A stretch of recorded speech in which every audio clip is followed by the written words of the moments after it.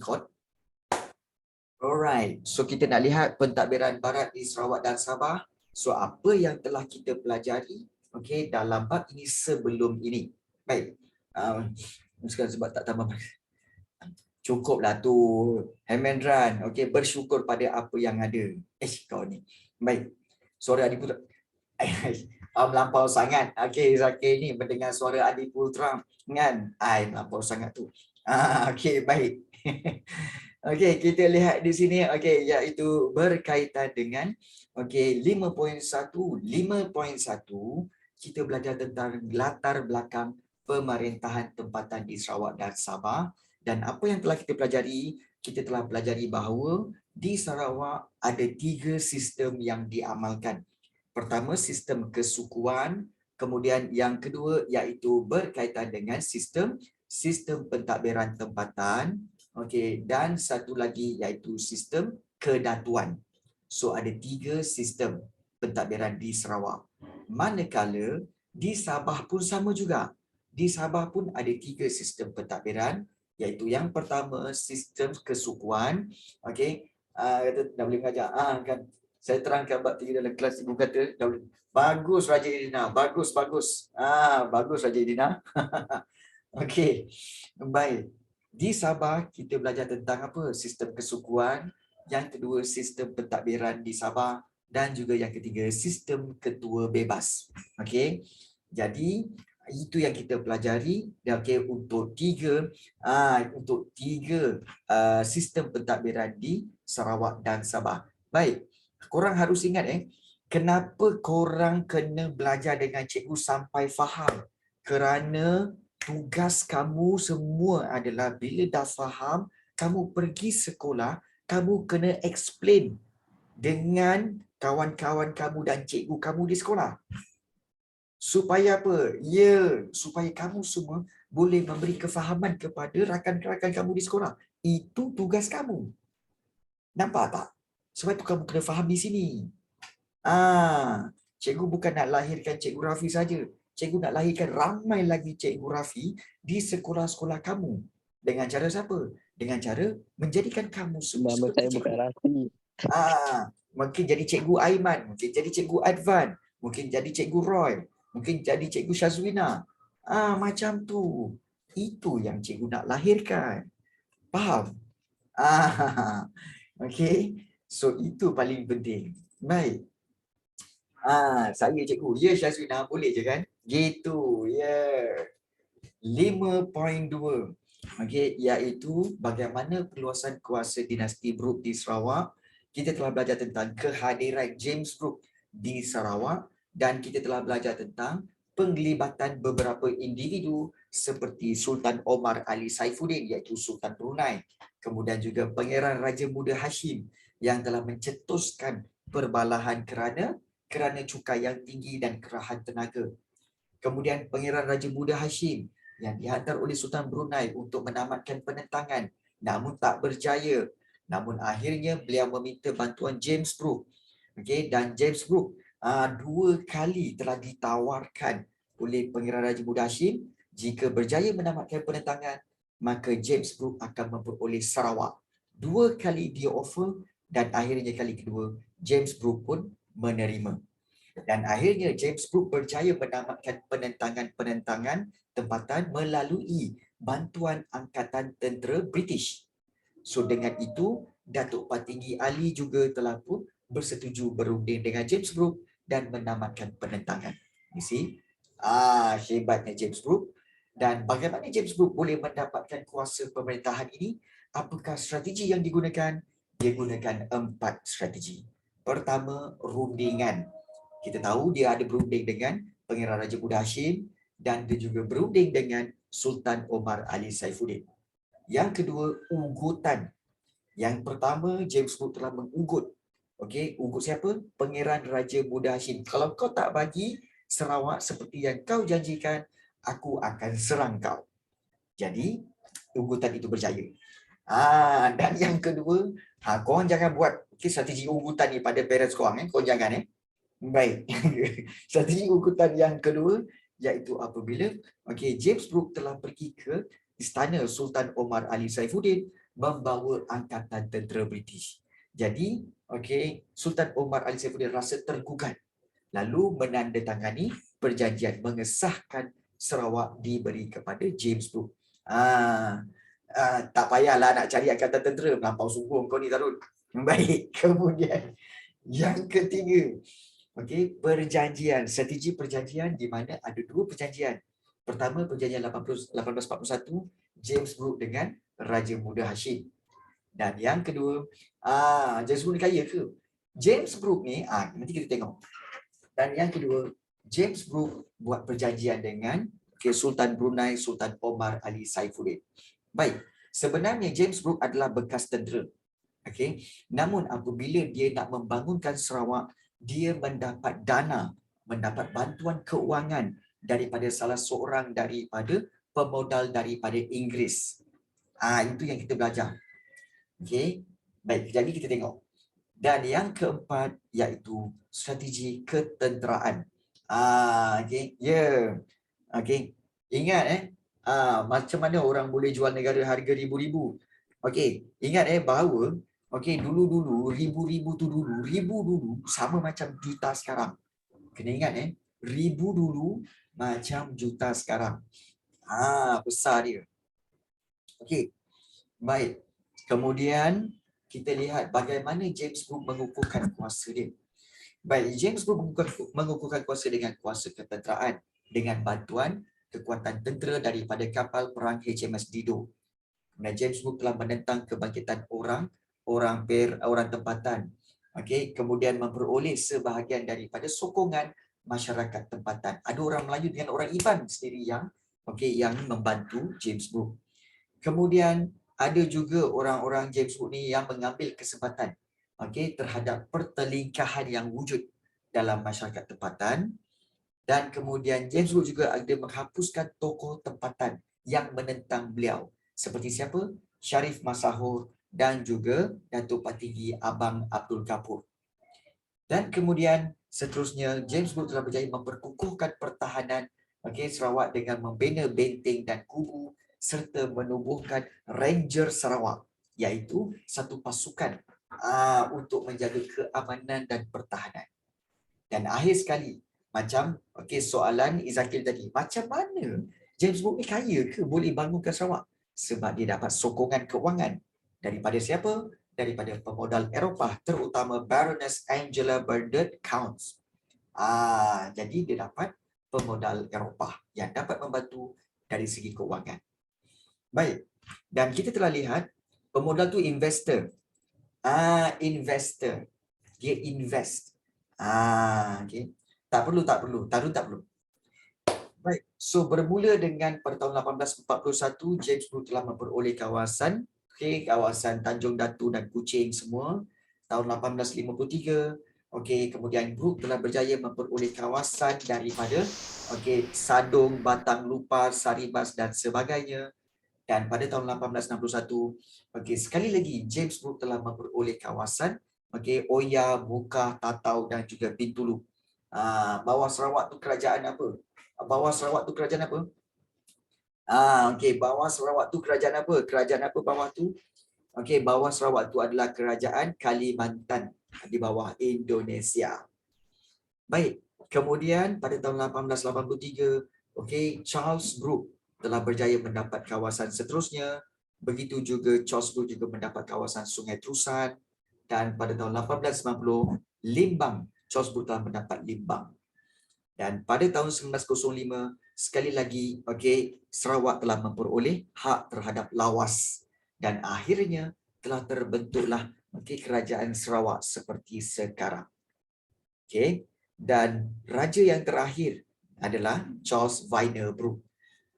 Ingat ada 3 orang raja.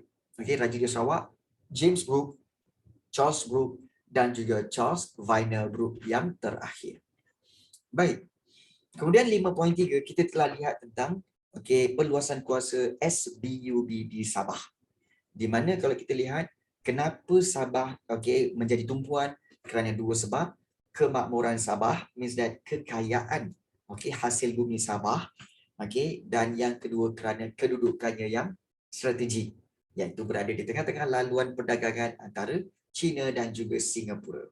So itu dia punya punca-punca kenapa Sabah menjadi tumpuan kedudukan strategik dan juga kekayaan ekonomi. Right? Dengan ada sarang burungnya dan sebagainya. Baik. Dan Sabah sebelum penguasaan SPUB, Pulau Balambangan dan Pulau Labuan pernah menjadi milik British sebenarnya. Namun begitu, Pulau Balambangan telah ditinggalkan oleh British kerana serangan Lanun dan Pulau Labuan telah diperintah di bawah James Brooke sebagai gubernur yang pertama. Dan kita lihat bagaimana SBUB mendapat pertapakannya di Sabah. Ingat, watak-watak seperti Charles Lee Moses, J.W. Torrey dan juga T.B. Harris. 3 orang ini telah memiliki pantai barat Sabah. Manakala Alfred dan Edward Dent serta Baron Gustavus von Overbeck mendapat kawasan pantai timur Sabah.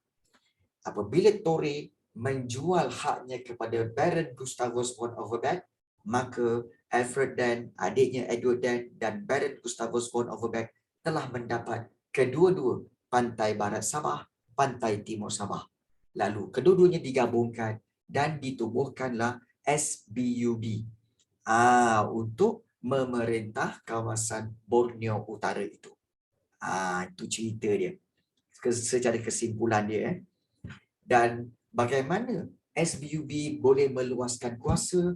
Kerana SBUB mendapat piagam. Piagam ini, ingat piagam ini adalah piagam diraja, iaitu satu surat kebenaran dan surat kuasa daripada kerajaan British untuk memerintah Sabah bagi pihak kerajaan British.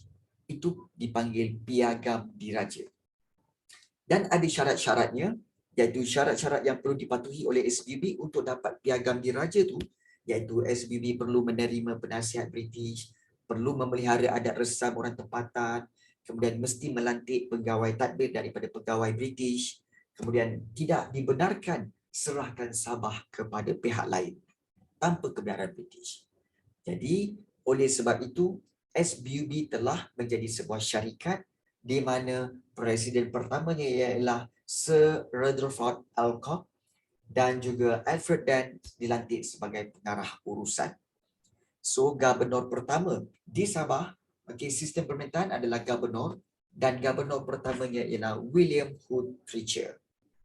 Jadi, itu cerita tentang Sabah.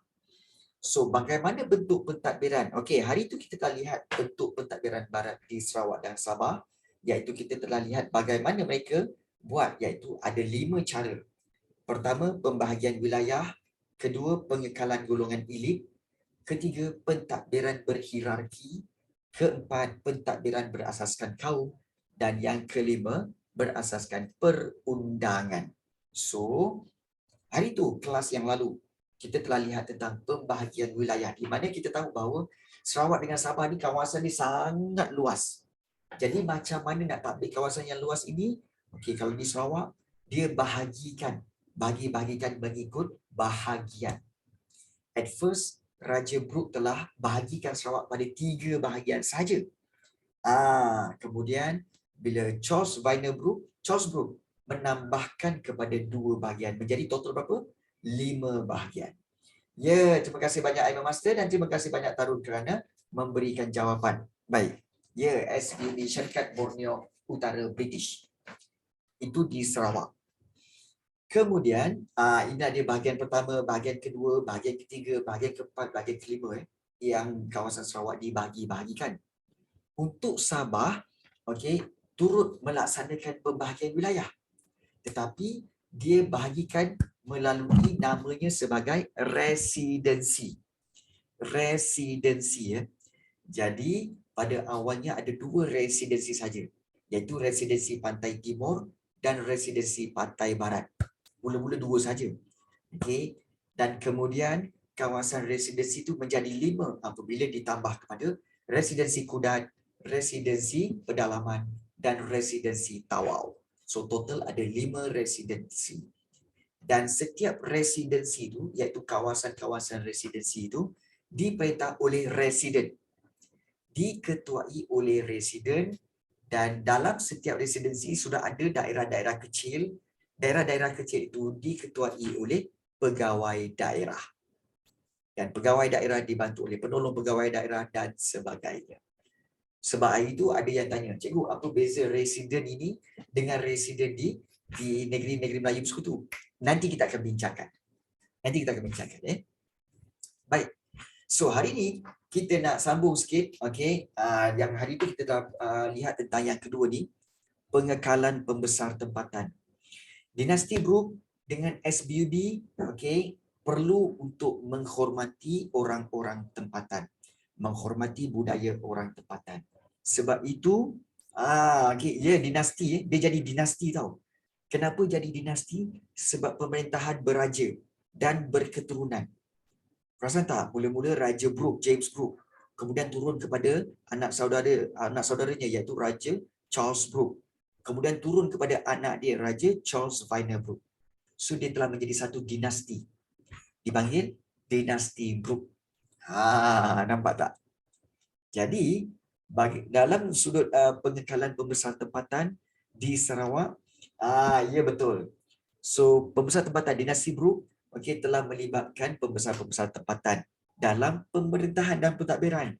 Contohnya seperti Datuk Patinggi, Datuk Bandar, Datuk Temenggung, kemudian Datuk Imam, Datuk Hakim. So, dan para pembesar ini, kerja dia bukan lagi mengutip cukai, tetapi dia menerima gaji. Mereka menerima gaji dan para pembesar ini mengekalkan semua undang-undang tempatan dan adat yang tidak bercanggah dengan sistem barat. Ya, betul. Okey, kenapa bukan direct terus pada anaknya? Pihak berkuasa kat Sabah dapat kerugian ke? Tak ada. Betul. Dan juga kenapa turun kepada anak saudara dia dulu, lepas tu anak dia, bukan terus daripada anaknya. Sebab James Brooke tak ada anak. So dia berikan pada anak saudara dia. Okey. Dia tak dapat fokuskan. It's okay. Dan pihak berkuasa kat Sabah dapat kerugian ke? Pihak berkuasa Sabah siapa? Sebab dekat Sabah waktu itu tidak ada pemerintahan pun. Yang ada bila SBB datang, maka SBB yang memerintah. So pihak berkuasa tu SBB lah. Kan? Baik. Kemudian kalau kita lihat, SBB juga telah membahagikan ketua-ketua peribumi ini kepada kategori ketua yang diakui dan ketua yang tidak diakui, iaitu ketua anak negeri. Dan ketua anak negeri ini akan dibayar gaji, sementara ketua anak negeri yang tidak diakui tidak dibayar gaji. Namun mereka semua perlu menjalankan kerja mereka seperti memelihara keamanan dan peraturan serta mengutip cukai, menjadi hakim, dan juga membantu pegawai daerah dalam menjalankan pentadbiran. So itu yang dikatakan apa? Maknanya apa? Sistem Brooke dengan SBB, dia kekalkan pembesar tempatan.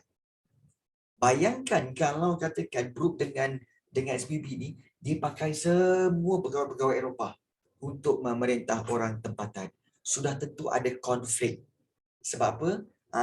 Perbezaan budaya dan perbezaan bahasa.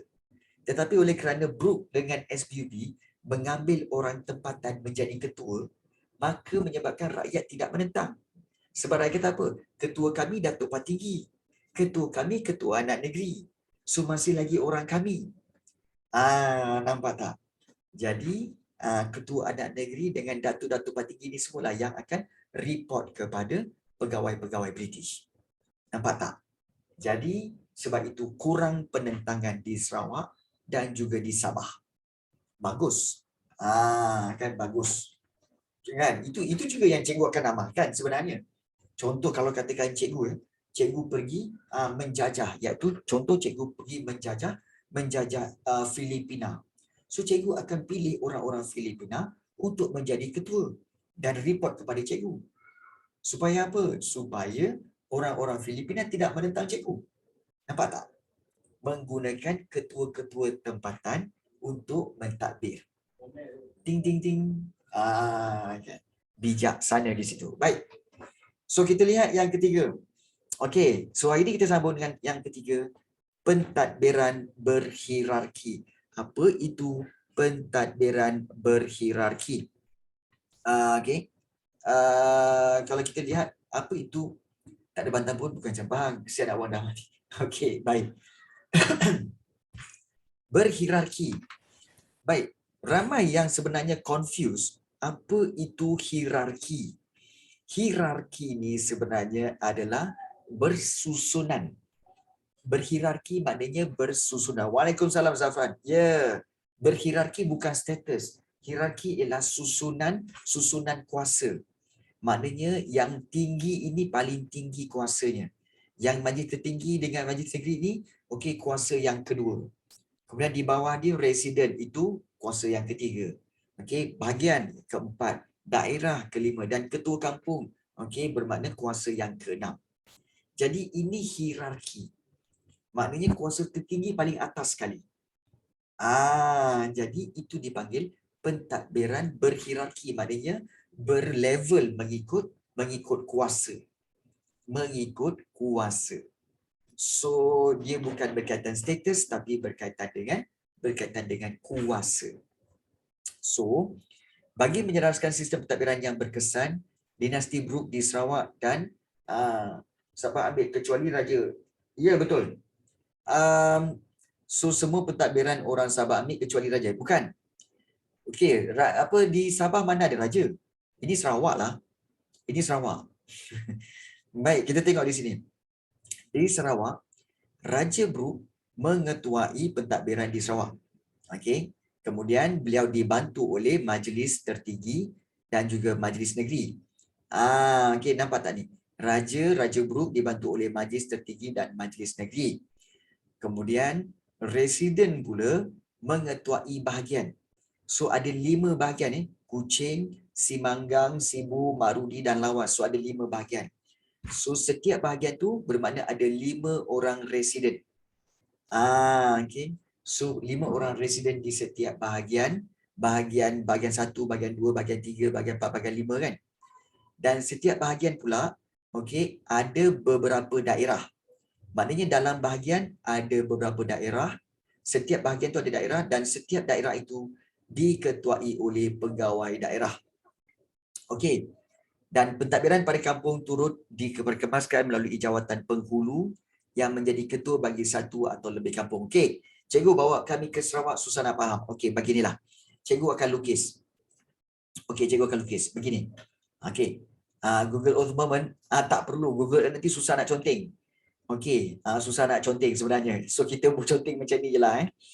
Baik, kita conteng macam ni lah. Let's say lah. Okey, ini Sabah. Okey, baik. Sabah dan juga kemudian ini, kemudian kita tahu yang ini dan naik begini serta begini. Nampak? Okey. Gitu. Okey. So nampak tak? Lain macam lah cikgu punya lukisan. Lebih kuranglah plus minus. Okey. Baik. So di sini, okey, kita tahu di sini ada Brunei dan juga di sini adalah sempadan Sabah, di sini Sarawak. Okey, baik. So fokus pada Sarawak. Nampak macam Chile. Okey, apa-apalah. Okey. Baik. So di sini ada 5 residensi. 1, kemudian 2, kemudian 3, kemudian juga 4 dan juga di sini 5. Okey, bermakna ada residensi, ada bahagian. Baik. So kita ada bahagian nampak macam anjing. Ikut kamulah. Okey, bahagian 1. Okey, kemudian ada bahagian bahagian 2. Kemudian di sini adalah bahagian 3. Okey, bahagian 3. Okey, kejap. Nasib saya faham. Okey. Okey, baik. Bahagian 3, kemudian ini bahagian 4. Okey, dan juga di atas ni adalah bahagian 5. Okey, bahagian 5. Baik. So kalau kita lihat di sini, okey. Okey, setiap bahagian diketuai oleh seorang residen. Maknanya ada residen kat sini. Okey. dan ada residen kat sini. So setiap tu ada residen. Okey, ketua dia residen ada residen, semua ada residen. Alright, semua ada residen. Baik. Kemudian okey, kalau kita fokus lagi, okey, bahagian ini baik, setiap bahagian ada daerah. Let's say lah bahagian 4 ni ada daerah. Okey, daerah 1, daerah 2, okey, daerah 3. Baik, ini daerah. Okey, so setiap daerah ini daerah, okey, dan ini pun daerah. Okey, daerah. So daerah, setiap daerah akan ada siapa? Ketua dia pegawai daerah. Ketua dia pegawai daerah. Okey, sama juga daerah yang satu ni pegawai daerah, yang atas tu pun daerah pun ada pegawai daerah juga. Dan dalam daerah itu ada beberapa kampung. Okey, ini kampung 1, kampung 2, kampung 3, kampung 4, kampung 5. Okey, dan setiap kampung akan ada, ini kampung. Okey, kampung, dan setiap kampung akan ada ketua kampung. Okey. Ketua kampung. Cikgu buat warna lain sebelum saya pening. Kau ni kan nak warna lain pula. Okey, baik. Korang ni. Okey, baik. Baik. Macam ni. Korang nak juga aku ni. Baik. Okey, ini Sarawak okey, ini Sarawak. Baik, cikgu akan lukis balik. Okey, so daerah. Ini daerah 1. Okey, kejap. Okey, kejap. Kita tukar dulu. Okey. Okey, ini daerah 1, daerah 2. Okey, bahagian 3, bahagian yang keempat dan bahagian yang kelima. Bahagian kelima yang inilah. Okey, caterpillar okey, baik. Dan ini bahagian. Cikgu ulang balik tengok Bahagian 1, kemudian juga ada bahagian 2, kemudian di sini ada bahagian 3. Okey, dan juga di sini ada bahagian 4. Okey, dan juga di sini ada bahagian 5.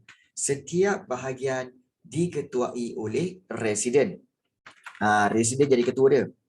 Residen 1 kita ambil lah, residen 1, di sini residen 2.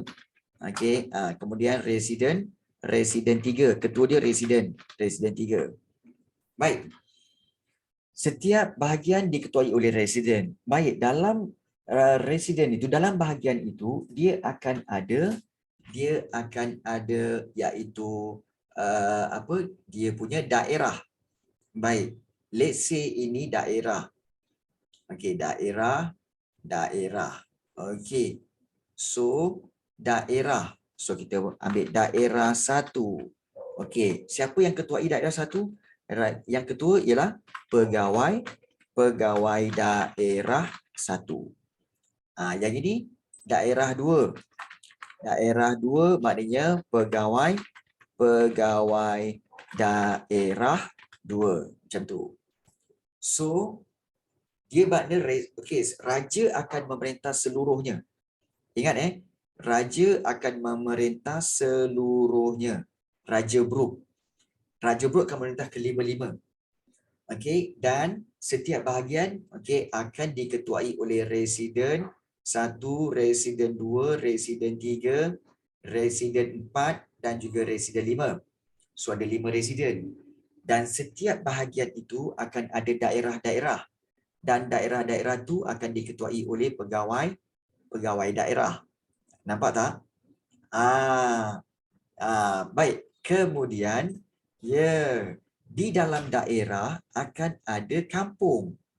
So, mungkin kat sini ada kampung. Okey, iaitu di sini ada kampung 1, okey, kampung 2, okey, kemudian juga ada kampung 3, kampung 4. So, kampung-kampung ini diketuai oleh ketua kampung. So, kampung. Okey, kita kata sebagai kampung. So kita tukar kepada biru juga, iaitu kampung. So kampung 1, ketua dia apa? Ketua dia adalah Okey, ketua dia adalah ketua kampung. Macam tu. Maknanya di sini, okey, paling kecil ketua kampung. Okey, paling kecil kuasa ketua kampung. Ketua kampung akan report kepada pegawai daerah. Pegawai daerah akan report kepada residen. Dan residen akan report kepada Raja Brooke. Okey, akan report kepada Raja Brooke. So macam itulah. Nampak tak? So daripada sekecil-kecil ketua kampung sampailah pegawai daerah dan juga seterusnya kepada residen dan seterusnya kepada Raja Brooke. So itulah dia pembahagian pentadbiran secara hierarki. Maknanya pentadbiran secara perbezaan kuasa-kuasa. Kuasa paling kecil ketua kampung. Kemudian pegawai daerah, kemudian residen dan juga kemudian kepada Raja Brooke. Baik. So, setakat ni boleh faham tak tentang pentadbiran berhierarki itu? Kes Sabah macam mana? Jom. So, itu nampak tak ini? Nampak tak ini bermakna kalau kita lihat inilah dia susunan dia macam cikgu cakap tadi. Raja, Majlis Tertinggi, kemudian ada residen yang mengetuai bahagian, kemudian ada pegawai daerah untuk mengetuai daerah dan juga ada ketua kampung ataupun penghulu. Baik. Kemudian itu di Sarawak. Bagaimana pula di Sabah? Sabah lain. Sebab Sabah dia dimiliki oleh SBUB. So SBUB di Sabah diketuai oleh Gubernur. Gubernur yang bertanggungjawab kepada lembaga pengarah syarikat di London. Dan Majlis Penasihat ditubuhkan pada 1883 untuk menasihati Gubernur dalam hal ehwal pentadbiran. Baik, begini sebenarnya. Korang tengok carta organisasi ni. Carta organisasi ni. Korang tengok sebenar-benarnya, kalau kita cikgu boleh contengkan lah. Baik, sebenar-benarnya, kalau kita lihat, yang ini ini lembaga pengarah, pemegang saham, diorang ni semua ada di mana? Diorang ni semua ada di London. Di London. Dia bukan ada di Sabah, ada di London. Baik. Kemudian yang ini pula, kalau dia daripada Gubernur, ya jauh berbenar, ya betul. Dan yang ini pula Gubernur, dan yang ke bawah ini semua adalah pentadbiran untuk di mana? Iaitu di Sabah. You see? Nampak tak perbezaan dia? Yang atas tu di London, yang bawah itu di Sabah. Maksudnya di sini, kalau di Sabah, ketua yang paling tinggi siapa? Ketua yang paling tinggi ialah Gubernur. Tak ada dinasti Brooke itu di Sarawak, bang. Ini cerita pasal Sabah. Ini cerita pasal Sabah. Kau jangan confuse. Terkena lagi. Sebab itu, kan ini dah tengok. Ini di mana? Ini di Sarawak. Ini di Sarawak. Habis cerita tadi. Sekarang ini di Sabah pula. So, korang kena bezakan dua cerita ni tau. Dua tempat ni tau. Korang kena bezakan. Sabah, SBUB. Kalau Sarawak, keluarga Brooke. Korang jangan tercampur-campur. Ingat tu. Itu perbezaan dia. Baik, Sabah yang tertinggi ialah Gubernur. Saya tak pernah pergi Sabah dan Sarawak. Cikgu pun tak pernah pergi. Okey. Baik, Gubernur dibantu oleh Majlis Penasihat. Dan juga Gubernur perlu bertanggungjawab kepada lembaga pengarah dan pemegang saham yang ada di London. Kemudian, kalau kita lihat di bawah itu, akan dibantu oleh setiausaha kerajaan dan ada ketua-ketua jabatan. Jabatan ni maknanya apa tahu? Ketua Jabatan Air, Jabatan Pertanian, Jabatan Perhutanan, Jabatan Pentadbiran.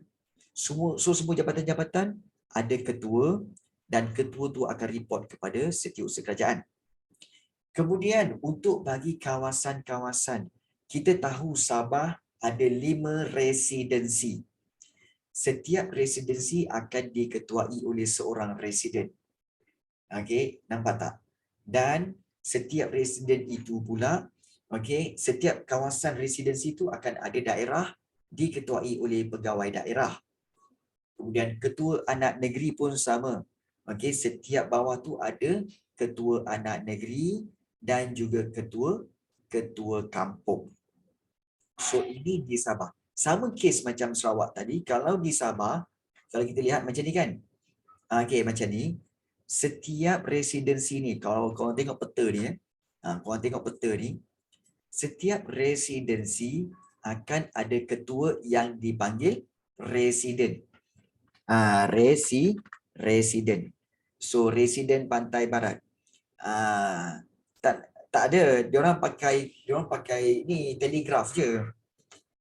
Residen Pantai Barat, residen Pedalaman, residen Pantai Timur, dan dalam residen tu ada juga macam cikgu lukis tadi, iaitu ada daerah-daerah. Contoh dekat pantai residen Pantai Timur ni kan, so ada daerah ni, ada daerah ini, ada daerah ini, ada daerah ini. So setiap daerah itu akan diketuai oleh ketua daerah. Nampak tak? Ketua daerah yang kecil-kecil tu. Dan dalam setiap daerah tu pastinya akan ada ketua kampung. Telegraf, bukan telefon, telegraf. Okay. So pastinya ada yang kecil-kecil. Yang ini kampung. Kampung A, kampung B, kampung C, kampung D. So kampung tu pastinya akan ada ketua kampung. Telegraf, berapa kali aku nak cakap budak-budak ni telinganya, ya Allah. Pergi ambil ni cotton bud, korek sikit. Telegraf. Korang ni. Bermulut cikgu. Telegraf. Susahnya nak sebut. Susah nak sebut. Telegraf. Okey. Baik. So itulah yang dikatakan. Ya, yang kami tahu telegram. Itu yang kau tahu.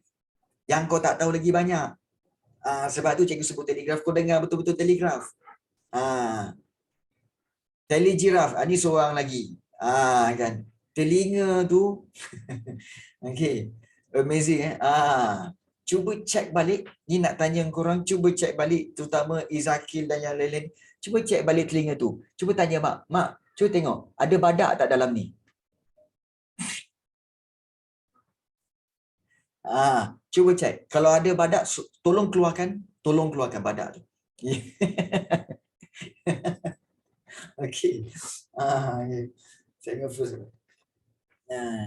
Ya, bukan telefon, telegraf. Lah. Ini yang kau tahu kan? Kan kita dah belajar telegraf masa bab 1 hari tu. Kau tak ingat Telegraf yang titik. Lepas tu orang sana dapat bacaan nota. Oh, okey, mesej dia begitu. Itulah dia telegraf.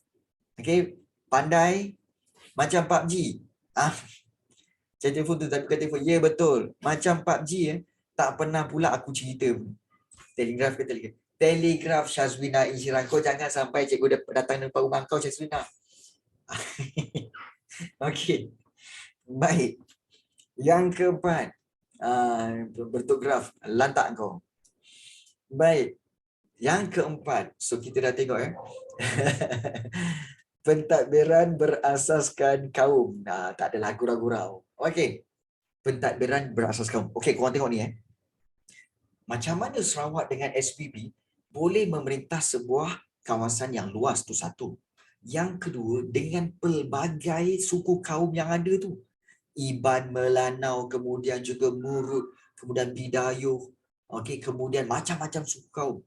Dikabarkan bahawa di Sarawak saja ada lebih kurang 20 suku kaum. Sekurang-kurangnya 20 suku kaum. Macam mana nak manage 20 suku kaum ni, cikgu? Bukan senang ni. Banyak suku kaum yang berbeza-beza adat dan budaya.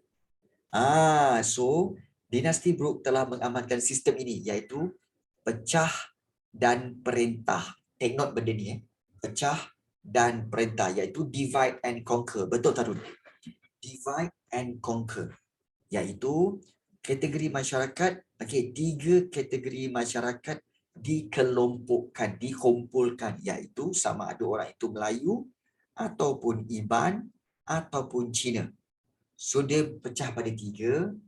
Kemudian dia buat apa? Orang Melayu akan kerja dalam bidang pentadbiran sahaja. Orang Cina dalam bidang ekonomi sahaja. Dan orang Iban dalam keselamatan dan ketenteraan sahaja. So dia pecahkan perpaduan itu dan dia perintah mengikut bidang kuasa masing-masing. Nampak tak? Bunyi macam aman. Bunyi macam aman, memang betul. Memang betul. Dan Charles Brooke mewujudkan jawatan tertinggi masyarakat Iban, iaitu Temenggung. Bagi masyarakat Iban lah jawatan tertinggi. Bagi orang Cina pula, dia wujudkan jawatan Kapiten ataupun Kangcu. Okey.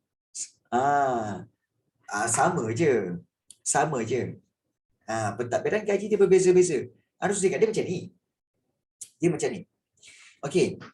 Let's say lah, orang Melayu di bahagian pentadbiran, orang Cina di bahagian ekonomi, dan orang Iban di bahagian keselamatan.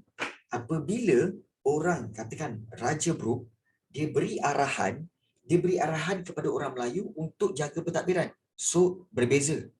Kemudian bila dia beri arahan kepada orang Cina tentang ekonomi, okey, dia jaga ekonomi sahaja. Dan bila dia bagi tahu pada orang Iban, kau jaga keselamatan sahaja. Jadi masing-masing sibuk jaga bidang kuasa masing-masing. Satu je cikgu nak bertanya. Sempat tak mereka untuk bersatu? Ada tak masa untuk mereka bersatu? Tak ada. Ya, mereka tak bersatu. Tetapi mereka buat kerja masing-masing.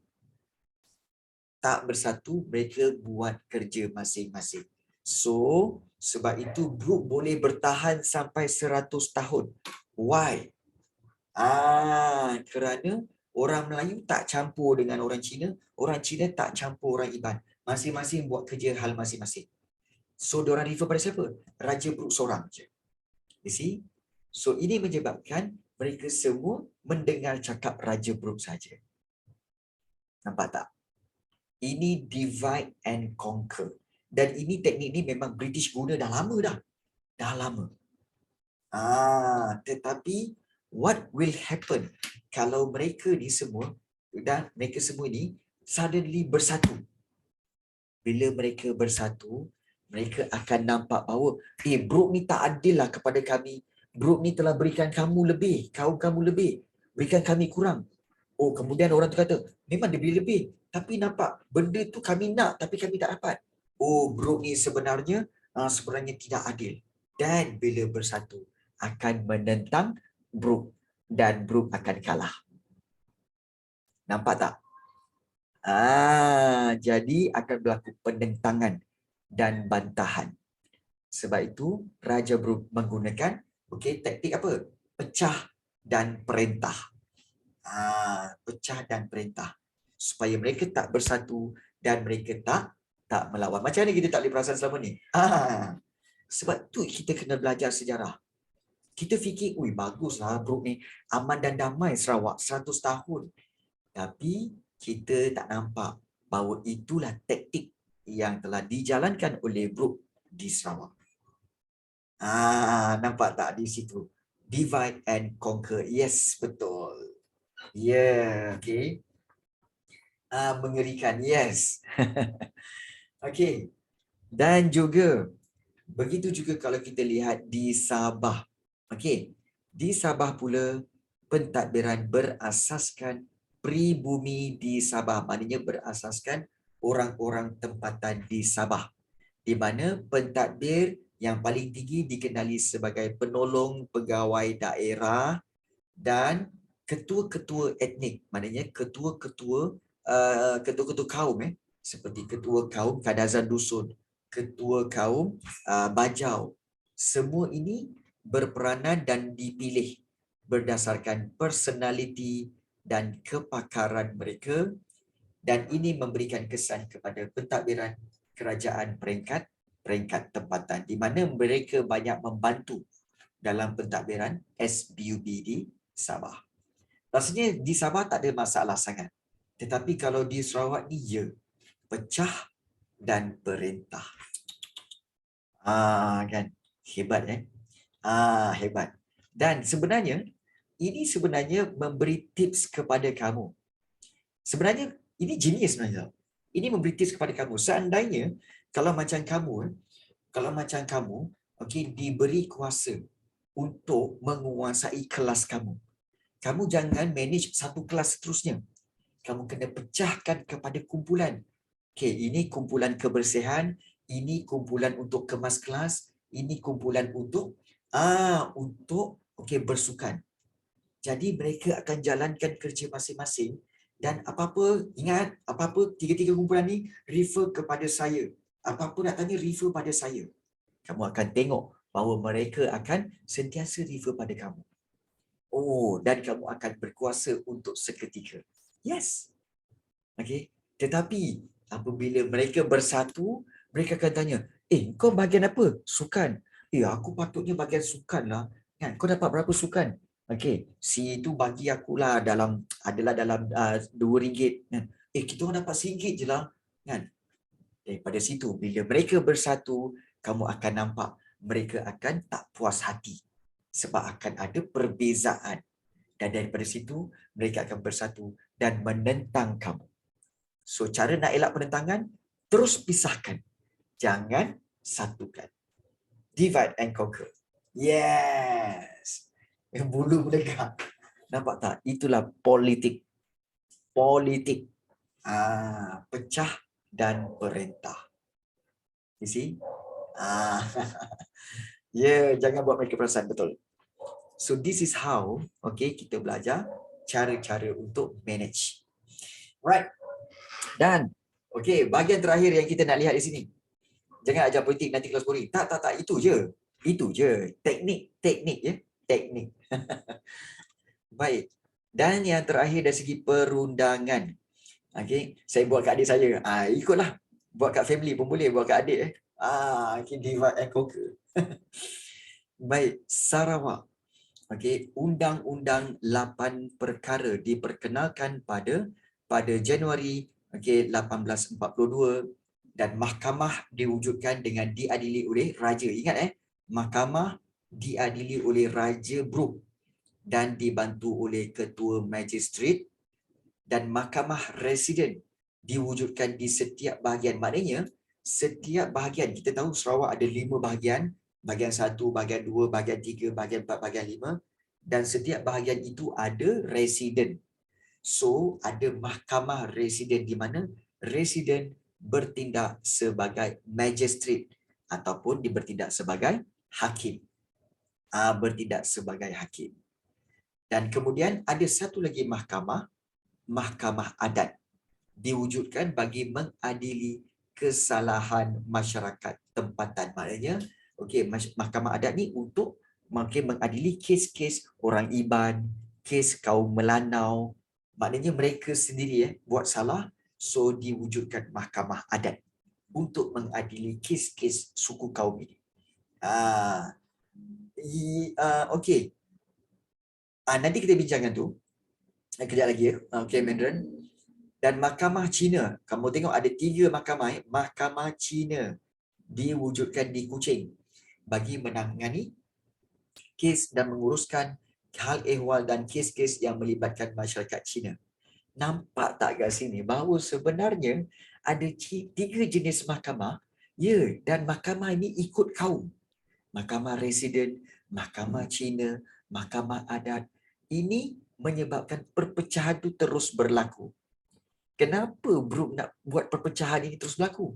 Supaya Brooke kedudukan dia terjamin. Tak ada orang yang menentang. Nampak tak? Nampak tak? Skill James Brooke. Pecahkan mereka dan perintah mereka. Dan jangan bagi mereka bersatu. tak menyusahkan guys. Ya betul, mungkin tak menyusahkan, tapi sebenarnya dia akan membantu Brooke untuk kekal berkuasa selama 100 tahun. See? 100 tahun tahu, bukan sekejap, lama. Okey. Diwujudkan mahkamah-mahkamah mengikut kaum, mahkamah adat, mahkamah Cina, mahkamah residen. Okey, itu dia sudut perundangan. Begitu juga di Sabah. Okey, menggunakan SBUB menggunakan undang-undang barat dan juga undang-undang tempatan. Okey. Dan juga diwujudkan mahkamah magistrat dan mahkamah anak negeri. Okey. Kecil aku nama tengok nama dia mana-mana. Gila. Kenapa Raja Dina? Okey, baik. Okey. Baik. Kemudian mahkamah magistrat menggunakan undang-undang barat. Manakala mahkamah magistrat diadili oleh pegawai daerah. Maknanya pegawai daerah menjadi hakim. Okey, bagi mahkamah magistrat ini. Dan mahkamah anak negeri pula diadili oleh ketua anak negeri. So, mahkamah anak negeri diadili oleh ketua anak negeri. Bermakna di sini Sabah ada 2 je mahkamah. Mahkamah magistrat dan juga mahkamah anak negeri. Maka itulah perundangan di Sarawak dan juga di Sabah. So, kalau kita lihat balik apa yang telah kita pelajari tentang semua mahkamah. Okey. So kalau kita lihat apakah yang bagaimana pemantapan pentadbiran di Sarawak, iaitu pertama dengan pembahagian wilayah, yang kedua iaitu dengan mengekalkan pembesar-pembesar tempatan, dan kemudian yang ketiga iaitu berkaitan dengan pentadbiran yang berhierarki, dan yang keempat iaitu berkaitan dengan pentadbiran berasaskan kaum, dasar pecah dan perintah, dan yang kelima iaitu perundangan. So ada yang tanya, anak negeri handle kes kecil mahkamah. Okey, sebenarnya macam ni. Mahkamah magistrat mengadili kes-kes jenayah yang besar dan kes-kes sivil di Sabah. Tapi kalau mahkamah anak negeri adalah mahkamah yang akan menguruskan hal-hal mengadili hal-hal berkaitan adat istiadat suku kaum yang ada di Sabah, seperti Bajau, seperti Kadazan Dusun. So kalau ada masalah berkaitan dengan suku kaum Kadazan Dusun dan juga itu mereka akan diadili di mahkamah anak negeri. Okey. Semua ni masuk exam ke? Tentang mahkamah ni kebiasaannya keluar dalam soalan objektif lah. Okey. Baik. Nasiblah. Baik. Maka dengan itu tamatlah bab yang ke-5, iaitu bab ke-5 iaitu tentang pentadbiran barat di Sarawak dan Sabah. Baik, apa yang telah kita pelajari tentang sepanjang bab yang ke-5 ini iaitu tentang latar belakang pemerintahan tempatan di Sarawak dan Sabah. Tentang sistem pemerintahan yang kita belajar tadi. Kemudian perluasan kuasa dinasti Brooke di Sarawak. Bagaimana Sarawak telah ketika kehadiran James Brooke. Kemudian James Brooke dapat kuasa pemerintahan, kukuhkan kuasa James Brooke. Kronologi perluasan kuasa dinasti Brooke. Kemudian perluasan kuasa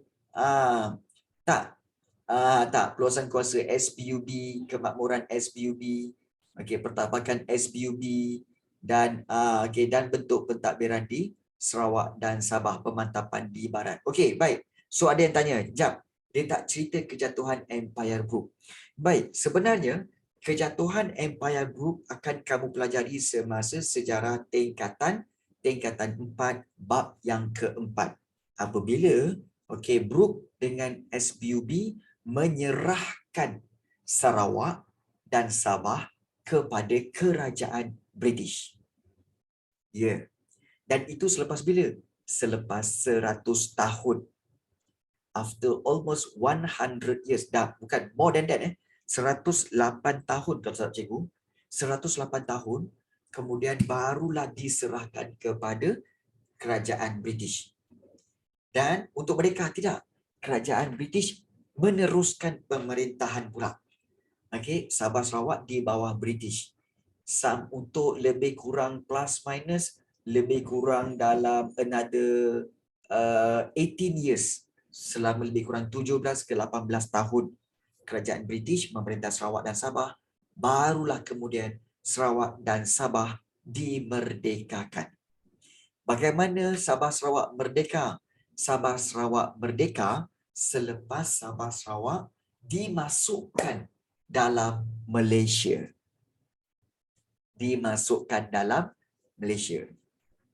Okey, wait, kan Brooke tak boleh bagi tanpa izin Raja Brunei. Well, sebenarnya okey, itu ingat walaupun selepas itu after 100 years perjanjian itu dah tamat. Perjanjian itu dah tamat dan seluruh kawasan Sarawak telah dimiliki sepenuhnya oleh dinasti Brooke. So, yes. Dan ada banyak konflik sebenarnya. Bila Sarawak nak diberikan kepada kerajaan British, ada konflik, ada pergaduhan, ada pembunuhan. Yeah, betul. Dimintakan untuk tak nak duduk di bawah sama negara Malaysia. Lepas merdeka, Sarawak dan Sabah boleh minta. Ya, lepas merdeka tak boleh. Sebab kamu kena ingat Sabah Sarawak merdeka apabila mereka masuk Malaysia. Ingat ada tiga negeri yang sebenarnya bila diorang nak merdeka, diorang kena masuk Malaysia. Iaitu Sabah, Sarawak, Singapura. Tiga-tiga negeri ni, diorang tak merdeka tau, diorang bawa British. Tetapi apabila tiga-tiga negeri ni, diorang mohon, kami nak merdeka juga, nak minta pada British. British kata, tak boleh. Tak boleh. Tetapi selepas itu, mereka kata apa? Tak apalah. Kami nak join Tanah Melayu sebab Tanah Melayu dah merdeka dulu. Tanah Melayu merdeka 1957. So, diorang kata apa? Kami nak merdeka, kami join Tanah Melayu lah supaya kami merdeka. Dan pada waktu itulah British kata apa? Baik, boleh. Sebab itu tiga-tiga negeri ini, kalau setuju join Malaysia, mereka merdeka. Kalau tak join, tak boleh. You see? Jadi itulah punca kenapa mereka merdeka. Kerana mereka telah join Tanah Melayu menjadi Malaysia. Itulah kesimpulannya. Baik. Lepas tu Singapura kena halau? Tak. Bukan Singapura kena halau. Okey. Singapura ni ada masalah sikit. Sebab itu ianya dikeluarkan. Dan Singapura itu, peristiwa Singapura dikeluarkan daripada Malaysia, kamu akan belajar dalam bab yang ke-6, sejarah tingkatan 5. Sejarah tingkatan 5. Ya, kamu belajar. Sejarah tingkatan 5. Kamu belajar Singapura dikeluarkan daripada Malaysia. Ada banyak sebab, tapi cikgu tak nak cerita tentang sebabnya di Malaysia ini. Dan cikgu tak nak ceritakan sekarang. So kita tunggu. So kita akan tunggu tentang kenapa ianya berlaku. Baik. Singapura tak suka politik kita. Baik. Dia macam inilah sebenarnya. Pemerintah Brooke yang terakhir sebenarnya adalah